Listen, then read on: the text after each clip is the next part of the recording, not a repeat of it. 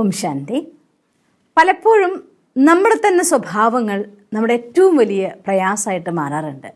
പെട്ടെന്ന് ദേഷ്യം വരിക. ഞാൻ ദേഷ്യപ്പെടരുത് എന്ന് പലതവണ വിചാരിച്ചിട്ടും എനിക്ക് മാറ്റാൻ പറ്റാത്ത ഒരു കാര്യമാണ്. പെട്ടെന്ന് ദേഷ്യം വന്നു പോവും, പെട്ടെന്ന് ചാടിക്കടിച്ച് പറഞ്ഞു പോവും, പെട്ടെന്ന് റിയാക്റ്റീവായി പോവും. ചിലപ്പോൾ അറിയാത്ത കാര്യത്തിനാണെങ്കിൽ പോലും വേണോ വേണ്ടെന്നറിയാതെ, അറിയാതെ ഞാൻ അസത്യം പറഞ്ഞു പോകും എന്ന് പറയുന്നവരുമുണ്ട്. ചില ആളുകൾ ഇങ്ങനെ അവനവൻ്റെ സംസ്കാരത്തിൻ്റെ പരിവർത്തനം എന്ന് പറയുന്നത് ഏതൊരു മനുഷ്യന്മാരെ സംബന്ധിച്ചിടത്തോളവും ഏറ്റവും പ്രയാസമേറിയ ഒരു ഘടകമാണ്. മറ്റൊരാളുടെ തെറ്റ് പറഞ്ഞു കൊടുക്കാനും നിങ്ങളെ ഇത്തരത്തിൽ പരിവർത്തനപ്പെടുത്തണം എന്ന് പറയുമ്പോൾ ഓരോ സ്റ്റെപ്പ് ബൈ സ്റ്റെപ്പ് പറഞ്ഞു കൊടുക്കാൻ പോലും എക്സ്പേർട്ടായിരിക്കുന്ന ഒരുപാട് മനുഷ്യന്മാരുണ്ട്. പക്ഷേ സ്വന്തം സംസ്കാരത്തിലൊരു പരിവർത്തനം കൊണ്ടുവരുമ്പോൾ അവിടെയാണ് ഒരുപാട് മനുഷ്യന്മാർ തോറ്റുപോകുന്ന സ്ഥലം. പലപ്പോഴും പലരും നിരാശരായി പോകും. എൻ്റെ ഈ സ്വഭാവം മാറ്റാൻ പറ്റുമെന്ന് എനിക്ക് തോന്നുന്നില്ല, എനിക്ക് നന്നാവാൻ പറ്റും തോന്നുന്നില്ല. രാവിലെ എഴുന്നേൽക്കണമെന്ന് വിചാരിക്കും, അലാം വെക്കും, പക്ഷേ ആ സമയത്ത് കുറച്ചുകൂടെ കിടക്കണം എന്ന് തോന്നൽ ആ സമയമാകുമ്പോൾ ശക്തമായിട്ട് വരും. കുറച്ച് കിടന്ന് എനിക്കാന്ന് വിചാരിച്ച് കിടന്ന് എണീക്കുമ്പോൾ ഒരുപാട് വൈകിപ്പോവും. അങ്ങനെ ചില സ്വഭാവത്തെ മാറ്റാൻ പറ്റാത്തവർ ഉറങ്ങും മുന്നേ എനിക്ക് കിടന്ന് ഈശ്വരനെ ഓർമ്മിച്ച് എൻ്റെ വിഷ്വലൈസേഷൻ ചെയ്ത് ഉറങ്ങണമെന്ന് വിചാരിക്കും. പക്ഷെ അങ്ങനെ ഉറങ്ങാൻ കിടന്നാലും ഉറക്കം വരില്ല. തിരിഞ്ഞു മറിഞ്ഞ് കിടന്ന് ഇവിടുന്ന് അവസാനം ഞാൻ എന്തെങ്കിലുമൊക്കെ കണ്ടും വായിച്ചൊക്കെ ഉറങ്ങും. അങ്ങനെ ഉറങ്ങുമ്പോഴേ ഉറക്കം വരൂ. ഇങ്ങനെ പലപ്പോഴും പലവിധ സ്വഭാവ സംസ്കാരങ്ങളെ സ്വന്തം ജീവിതത്തിൽ സംസ്കാരം മാറ്റണം എന്നാഗ്രഹിച്ചിട്ടും മാറ്റാൻ പറ്റാത്ത ഒരുപാട് ആളുകൾ പലപ്പോഴായിട്ട് എൻ്റെ അടുത്ത് ചോദിച്ചതായിരിക്കുന്ന ആ ഒരു വിഷമങ്ങൾക്കും ചോദ്യങ്ങൾക്കും ഒക്കെയുള്ള ഉത്തരം ഇന്ന് ഞാൻ നിങ്ങൾക്ക് തരാൻ ആഗ്രഹിക്കുകയാണ്. ഒരു കാര്യത്തിനെ മാറ്റണം എന്ന് നമ്മൾ ആഗ്രഹിക്കുന്നത് ജീവിതത്തിൽ അതുകൊണ്ടൊരു പ്രശ്നം ഉണ്ടാവുന്ന സമയത്ത് അത് നമുക്കൊരു വിഷമമായിട്ട് മാറുമ്പോൾ, അല്ലെങ്കിൽ എൻ്റെ മുന്നോട്ടുള്ള പാതയിൽ യാത്രയിൽ ഇതാണ് എൻ്റെ ഏറ്റവും വലിയ തടസ്സമായിട്ട് തീരുന്നത് എന്ന തോന്നലുണ്ടാവുമ്പോഴാണ്.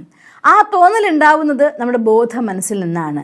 ബോധ മനസ്സ് അങ്ങനെ ഒരു കാര്യം തീരുമാനിക്കുകയും അതിനുവേണ്ടി പ്ലാൻ ചെയ്യുകയും ചെയ്യുമ്പോൾ സ്വാഭാവികമായിട്ടും ഇന്നലെ കൊണ്ടുവന്ന ആ സംസ്കാരത്തിൻ്റെ പിന്നിൽ, ഇപ്പോൾ എൻ്റെ ഉള്ളിൽ നിലനിൽക്കുന്നതായിരിക്കുന്ന സംസ്കാരത്തിൻ്റെ പിന്നിൽ എന്തോ ഒരു കാര്യം എന്നെ ആ നല്ല വഴിയിലേക്ക് മാറാൻ സമ്മതിക്കാതെ പിടിച്ചു വെക്കുന്ന എന്തോ ഒരു ഫാക്ടർ ഉണ്ട്.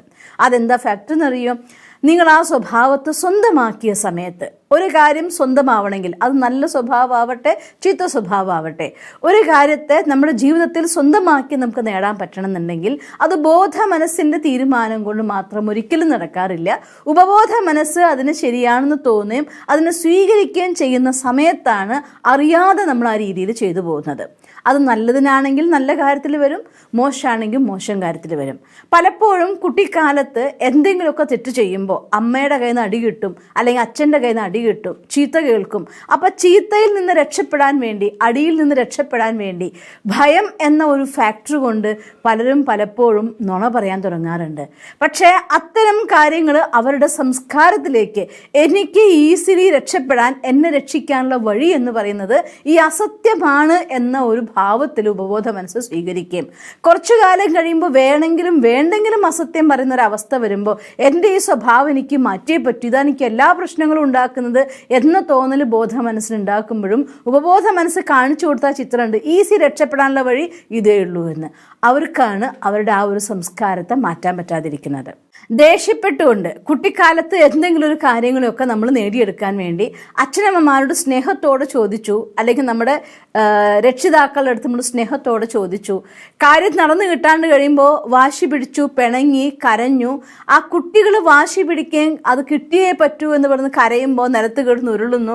ആദ്യം ചോദിക്കും മമ്മി എനിക്കത് തരുമോ, അല്ലെങ്കിൽ അമ്മ എനിക്കത് തരുമെന്ന് ചോദിക്കും. അപ്പോൾ കൊടുത്തില്ല, ഇല്ല തരാൻ പറ്റില്ല എന്ന് പറയുന്നു. രണ്ടാമത്തെ പ്രാവശ്യം കുട്ടി കുറച്ചുകൂടെ പിന്നെയും ചോദിക്കും, അപ്പോഴും കിട്ടുന്നില്ല എന്ന് കണ്ട കുട്ടികൾ ചെയ്യുന്ന പണിയാണ് വാശി പിടിക്കുക, കരയുക, നിലത്ത് കിടന്നുരുളുക. ചില കുട്ടികൾ അവരുടേതായിട്ടുള്ള രീതികൾ പലതും പ്രകടിപ്പിക്കും.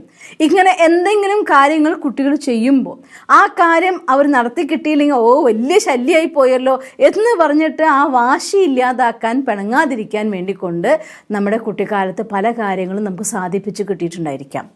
അത് കുട്ടിക്കാലത്ത് തന്നെ ആവണമെന്നില്ല, ഈ ജന്മത്തിൽ തന്നെ ആവണമെന്നില്ല, ചിലപ്പോൾ മുജ്ജന്മത്തിലാണെങ്കിലും നടന്നു കിട്ടിയിട്ടുണ്ടായിരിക്കും. ആ ഒരു കാര്യം അത്തരത്തിൽ നടന്നു കിട്ടുമ്പോൾ നമ്മുടെ ഉപബോധ മനസ്സൊരു ചിത്രം ഉണ്ടാക്കി വെച്ചിട്ടുണ്ട്. ഒച്ചത്തിൽ പറഞ്ഞാൽ, ദേഷ്യപ്പെട്ടാൽ ഇതൊക്കെ കാര്യം നടത്തിയെടുക്കാനുള്ള വഴി ഒരുവിധം. മറ്റൊന്ന്, മാതാപിതാക്കൾ കുട്ടികൾ ഒരു കാര്യം ചെയ്തില്ല എന്ന് കണ്ടു കഴിയുമ്പോൾ വളരെ സ്ട്രോങ് ആയിട്ട് ദേഷ്യപ്പെട്ട് അവരെ ചീത്ത പറയും, പേടിച്ച് കുട്ടി കാര്യം ചെയ്യും. ഇൻഡയറക്ട്ലി കുട്ടിയുടെ മനസ്സിലേക്ക് ഇഞ്ചക്ട് ചെയ്ത് പോയിരിക്കുന്നു, ദേഷ്യപ്പെട്ട് സ്ട്രോങ് ആയി പറഞ്ഞാൽ മറ്റുള്ളവർ ആ കാര്യം ചെയ്തിരിക്കും എന്നത്. അങ്ങനെ നമ്മുടെ ഉള്ളിൽ ഉപബോധ മനസ്സ് കാണിച്ചു കൊടുത്ത ഒരുപാട് ചിത്രങ്ങൾ, ഇതൊക്കെയാണ് ഇത് നടത്തിയെടുക്കാനുള്ള വഴികളെന്ന്, ഒരു അസത്യം പറയുന്നതാവട്ടെ, ദേഷ്യപ്പെടുന്നതാവട്ടെ, അല്ലെങ്കിൽ ഭയപ്പെടുന്നതാവട്ടെ, മടിയാവട്ടെ, ഇങ്ങനെ എന്ത് സംസ്കാരം നിങ്ങളെടുത്ത് നോക്കിയാലും നമ്മുടെ ഉള്ളിൽ ആ സംസ്കാര രൂപീകരണത്തിൻ്റെ ഭാഗത്ത് ആ സമയത്ത് നടന്നതായിരിക്കുന്ന കുറേ ചിത്രങ്ങളുണ്ട്. അതിലൂടെയൊക്കെ ആ സമയത്ത് നമ്മൾ സുഖവും അനുഭവിച്ചിട്ടുണ്ട്. അതുകൊണ്ട് ഉപബോധ മനസ്സിനെ സംബന്ധിച്ചിടത്തോളം ആ സ്വഭാവങ്ങളൊക്കെ തന്നെ നിങ്ങൾക്ക് ഇപ്പോൾ ബോധ മനസ്സുകൊണ്ട് അതെനിക്ക് വിഷമമുണ്ടാക്കുന്നതാണ്, അത് മോശമാണ്, അത് ശരിയല്ല, എനിക്ക് തടസ്സമാണ്, മാറ്റണം എന്നൊക്കെ ബോധ മനസ്സ് പറയുമ്പോഴും ഉപബോധ മനസ്സ് ആ ചിത്രങ്ങളെ കാണിച്ചു കൊടുക്കുകയാണ്. അതൊന്നുമല്ല, അതാ ഇങ്ങനെയുണ്ട്. ആ പിടിച്ചു വെക്കുന്ന ചിത്രങ്ങളാണ് വാസ്തവത്തിൽ ഒരു സ്വഭാവത്തിൻ്റെ സംസ്കാരത്തിൻ്റെ പരിവർത്തനത്തിന് വേണ്ടി എത്ര നമ്മൾ ശ്രമിക്കുമ്പോഴും നമ്മളെ മുന്നോട്ട് കൊണ്ടുപോകാതെ പിടിച്ചു നിർത്തുന്നതായിട്ടുള്ള സാധനം. അതുകൊണ്ട് നമ്മൾ പറയാറുണ്ട്, ഇരുമ്പിനെ ഇരുമ്പ് കൊണ്ട് മുറിക്കുക എന്ന് പറയും. സങ്കല്പത്തെ സങ്കല്പം കൊണ്ടേ ഇല്ലാതാക്കാൻ സാധിക്കുള്ളൂ. വ്യർത്ഥമായ സങ്കല്പങ്ങൾ ഇല്ലാതാക്കണമെങ്കിൽ സമർത്ഥമായ സങ്കല്പങ്ങൾ വേണം. നെഗറ്റീവ് തോട്ട്സിനെ ഇല്ലാതാക്കണം എന്നുണ്ടെങ്കിൽ പോസിറ്റീവ് തോട്ട്സ് വേണം. ശക്തിശാലിയായിരിക്കുന്ന സങ്കല്പം, ശക്തിശാലി സങ്കല്പം എന്ന് വെച്ചാൽ അർത്ഥം ഒരു കാര്യത്തെ എക്സ്പീരിയൻസ് ചെയ്തുകൊണ്ട്, ഫീൽ ചെയ്തുകൊണ്ട്, അനുഭവിച്ചുകൊണ്ട് ഒരു സങ്കല്പം നിങ്ങൾക്ക് ക്രിയേറ്റ് ചെയ്യാൻ കഴിയുമെങ്കിൽ അതാണ് മോസ്റ്റ് പവർഫുൾ ആയിരിക്കുന്ന തോട്ട്സ്. അതുകൊണ്ട് എൻ്റെ ഉള്ളിൽ ഇങ്ങനെ എന്തോ ഒരു ചിത്രം ഉണ്ടാക്കി വെച്ച് അതുകൊണ്ട് രൂപീകരിക്കപ്പെട്ടതായിരിക്കുന്ന ഏത് വീക്ക്നെസ് ആണെങ്കിലും, ബലഹീനതയാണെങ്കിലും, സ്വഭാവത്തിൻ്റെ ദുർബലതയാണെങ്കിലും അതിനെ ഇല്ലാതാക്കണം എന്നുണ്ടെങ്കിൽ പവർഫുള്ളായിരിക്കുന്ന വേറൊരു ഇമേജ് കാണിച്ചു കൊടുക്കണം. എന്നുവെച്ചാൽ അർത്ഥം, ഇങ്ങനെ ദേഷ്യപ്പെടാതെ ശാന്തമായിട്ട് നന്നായിട്ട് സംസാരിക്കുമ്പോൾ ആ നന്നായി സംസാരിക്കുന്നതിലൂടെ എല്ലാവർക്കും നമ്മളോട് സ്നേഹമായി തീരുന്നത്, നമ്മുടെ സാമീപ്യം കൊണ്ട് എല്ലാവർക്കും സുഖം കിട്ടുന്നത്, നിങ്ങളെല്ലാവർക്കും ആധാരമായിട്ട് മാറുന്നത്, ഈ രീതിയിൽ ആ ഒരു നല്ല സ്വഭാവത്തെ കൊണ്ടുവരുമ്പോൾ എന്തെല്ലാം നല്ല കാര്യങ്ങൾ നമ്മുടെ ജീവിതത്തിൽ സംഭവിക്കും എന്നതിനെക്കുറിച്ച് നന്നായിട്ട് ചിന്തിക്കുക. വെറുതെ ചിന്തിക്കുകയല്ല, വിഷ്വലൈസ് ചെയ്യുക. നന്നായി ഡീപ്പ് വിഷ്വലൈസേഷൻസിലൂടെ അതിനെ എക്സ്പീരിയൻസ് ചെയ്യുക.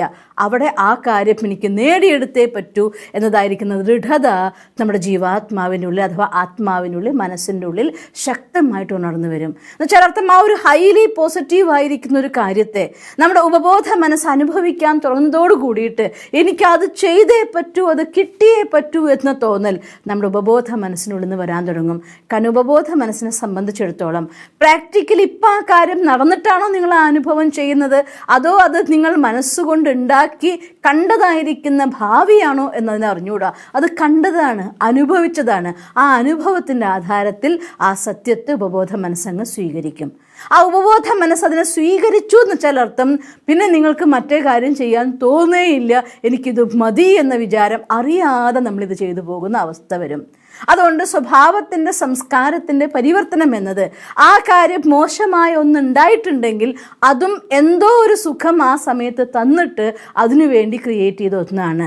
അതിനെ പരിവർത്തനം ചെയ്യണമെന്നുണ്ടെങ്കിൽ ആ പോസിറ്റീവായിരിക്കുന്ന, പെർമനൻ്റ് ആയിരിക്കുന്ന സ്ഥിരമായ സുഖത്തിൻ്റെ അനുഭൂതി മനസ്സിനെ ചെയ്യിപ്പിക്കാമെങ്കിൽ ഉപബോധ മനസ്സ് അത് സ്വീകരിക്കും. അതൊരു തവണയല്ല, നിരന്തരമായിട്ട് കണ്ടുകൊണ്ടിരിക്കുമ്പോൾ, നിരന്തരമായിട്ട് അനുഭവിച്ചുകൊണ്ടിരിക്കുമ്പോൾ ആ മാറ്റാൻ നിങ്ങൾ ആഗ്രഹിക്കുന്ന സ്വഭാവം ഉണ്ടായിരുന്നോ എന്ന് പോലും അറിയാത്ത രീതിയിലേക്ക് നമ്മുടെ ആ സ്വഭാവം, ആ സംസ്കാരം പരിവർത്തനമാവുകയും ചെയ്യും.